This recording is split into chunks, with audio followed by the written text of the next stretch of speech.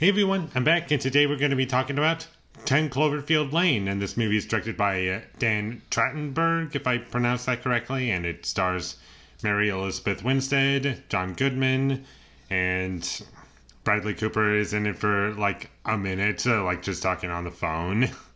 And I thoroughly enjoyed this movie. I thought it was really great at many points in the film, and this is one of those movies where there's a lot that I love about it, but there are some things that I don't like about it, and the things I don't like, I kind of hate.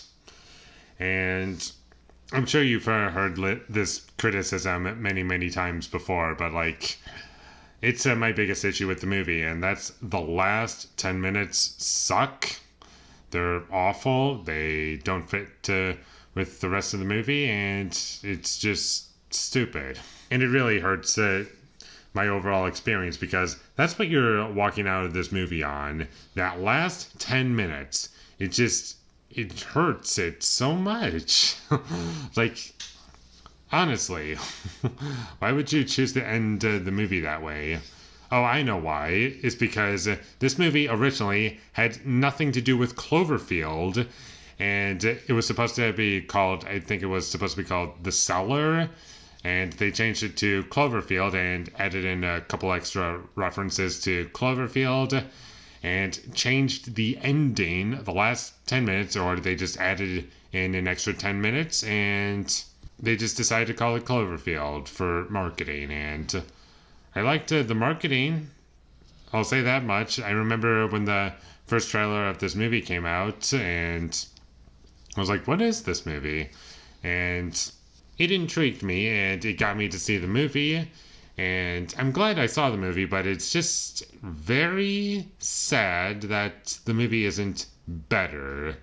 I just really wish the movie had nothing to do with Cloverfield, and J.J. Abrams wasn't involved, and they didn't change the last 10 minutes and alter the film to be something else, because it just ruins everything.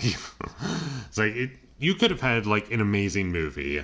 Like, aside from the first 5 minutes, like, those first 5 minutes completely detached from references to Cloverfield. Like, the references are like very minimal, like the most vague things ever, like slush show, and John Goodman's character apparently worked with satellites at one point, and there's a couple tiny things like that they probably just threw into the movie. Getting back to what I was talking about in the first 5 minutes, I think that ignoring everything that I just said issue-wise, that is a kind of weak opening. It doesn't open very strong. It's just our main character running away from her husband because they had a fight, and she just couldn't stand it, and like there's no sound, and the editing was kind of choppy, and it didn't really establish the tone very well, and I just didn't feel as though I got much from it.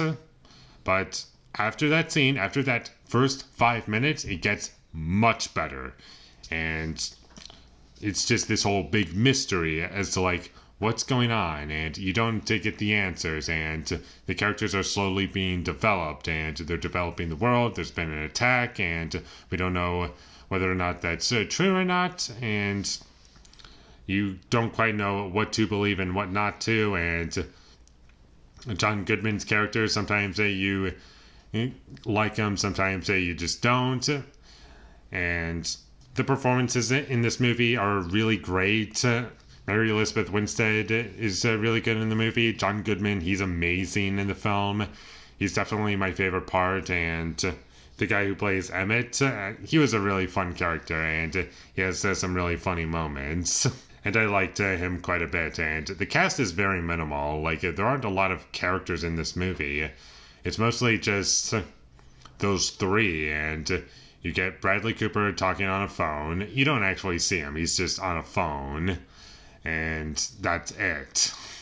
I thought the music worked pretty well in this movie, and there's loads of really great scenes, and any scene that takes place in the cellar is great, and that's 90% of the movie. It takes place in a cellar, And that is the core of the movie, just taking place in the cellar. And that's what I want this movie to be. And most of it is that. The rest of the movie, no. That's when it's at its worst for me. And the stuff I don't like, I really don't like. And even the references to Cloverfield, I just can't get behind. And I just find it distracting because I just can't get it out of my head that it was just tacked on. It's just, it doesn't feel genuine. Like, if you wanted to make a sequel to Cloverfield, make a sequel to Cloverfield. Don't just, like, throw away the name on something else and just force these references, like, into a movie. Like, why can't you just make a Cloverfield movie from scratch instead of just, like, attaching it onto something else and just calling it Cloverfield for marketing? Like, I just don't understand why you would do that outside of marketing. But here is my best possible experience for watching 10 Cloverfield Lane if you want to watch it. Without spoiling anything, I'm going to say watch everything up until... I forget the exact time code, but I'm going to tell you, like, the vaguest thing that happens. And once you see this thing, stop watching the movie. It genuinely will make it better. Trust me. Like, when you see a mask fall on the ground, stop. Literally, stop right there. Do not continue watching after that point.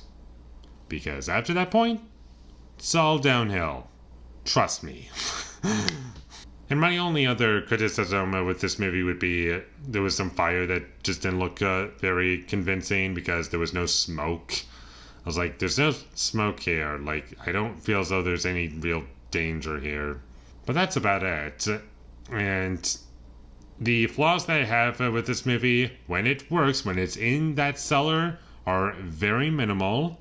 Minus the couple references to Cloverfield. Like, vague references, but they're still in the movie. When it doesn't, when it's just doing its own thing, that's when the movie is great. When it doesn't do that, that's when the movie doesn't work. So check this movie out once you get the chance. And even if you do watch that last 10 minutes, like, there's still a lot of really great things in this film. It doesn't make the movie a bad movie. It just leaves a sour taste in your mouth, I feel. So, with all that being said, I'm going to give 10 Cloverfield Lane an 8 out of 10. Thank you for watching my videos. As always, if you enjoyed this review, be sure to leave a like and comment down below you thought of 10 Cloverfield Lane, and my social media links, they will all be in the description, so follow me there. And last but not least, subscribe to be a part of Foley Nation, and I'll see you when I get my next review up, and that is going to be for Children of Men. So look forward to that, but until I get that up, thank you for watching and have a great day.